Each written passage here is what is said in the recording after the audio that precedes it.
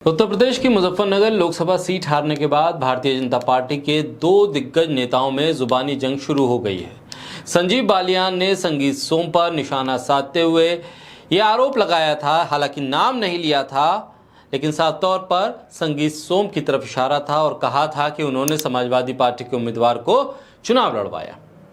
पूर्व केंद्रीय राज्य मंत्री डॉक्टर संजीव बालियान ने सरदना से पूर्व विधायक संगीत सोम की तरफ इशारा करते हुए कहा कि उन्होंने समाजवादी पार्टी को चुनाव लड़ाने का काम किया। मेरे चुनाव में जिसने जैसा काम किया भविष्य में उसे वैसा ही प्रसाद मिलेगा। चुनाव में भीतरघात का सवाल जब उनसे पूछा गया तो उन्होंने कहा कि कुछ जयचंद और विभीषण भी जनता के बीच गए, कुछ लोग शिखंडी की तरह नजर आए।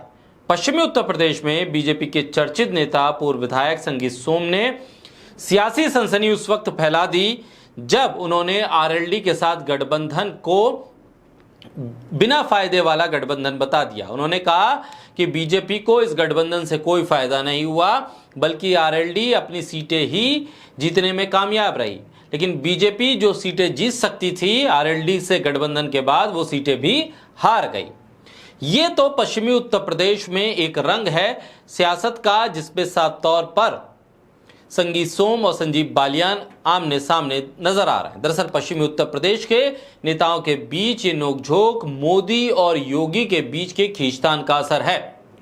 संगीत सोम राज्य सरकार के प्रतिनिधि हैं, सीएम योगी के करीबी बताए जाते हैं, और संजीव बालियान पीएम मोदी के करीबी। इसलिए इस जुबानी जंग को सिर्फ दो नेताओं के बीच की तू मैं से अलग बीजेपी की अंदरूनी सियासत की उठापटक के तौर पर भी देखा जा रहा है। मामला सिर्फ यहीं तक नहीं है। एक वक्त में योगी आदित्यनाथ के खिलाफ खुलकर प्रदर्शन करने वाले बीजेपी के विधायक नंदकिशोर गुर्जर ने भी बीजेपी के भीतर से भीतरघात होने के आरोप लगाए।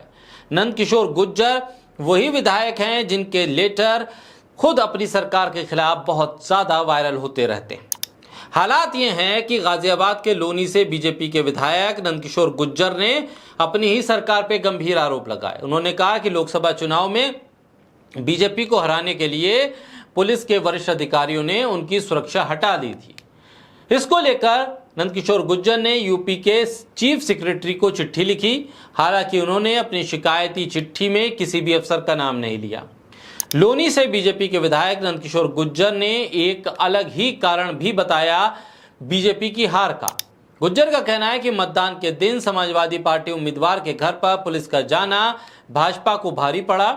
उनका कहना है कि पुलिस मतदान के बाद शाम को या अगले दिन भी जा सकती थी। गुर्जर के मुताबिक पुलिस का जाना साजिश का हिस्सा था। उन्होंने भीतरघात का भी जिक्र किया। चुनावी नतीजों को लेकर सबसे ज्यादा सवालों के घेरे में उत्तर प्रदेश के मुख्यमंत्री योगी आदित्यनाथ को खड़ा किया जा रहा है। योगी आदित्यनाथ को लेकर उनके प्रशंसक कहते हैं कि वो 2029 में प्रधानमंत्री बनेंगे, लेकिन इस चुनावी नतीजों ने योगी के सियासी करियर को लेकर कई सवाल खड़े कर दिए। भाजपा उन्हें लगातार तमाम कई राज्यों में स्टार प्रचारक के तौर पर जनता के बीच भेजती रही है। इस लोकसभा चुनाव में भी योगी ने 15 से ज्यादा राज्यों में पार्टी के लिए चुनाव प्रचार किया, लेकिन लोकसभा चुनाव में जिस तरह से नतीजे उत्तर प्रदेश से सामने आए, उससे यह सवाल जरूर खड़ा होता है कि क्या योगी आदित्यनाथ की अब वैसी ही सियासी हैसियत भाजपा शासित राज्यों के मुख्यमंत्रियों के बीच रहेगी? क्या उनकी उसी तरह से चुनाव प्रचार में डिमांड होगी जैसा कि अब तक होती रही है?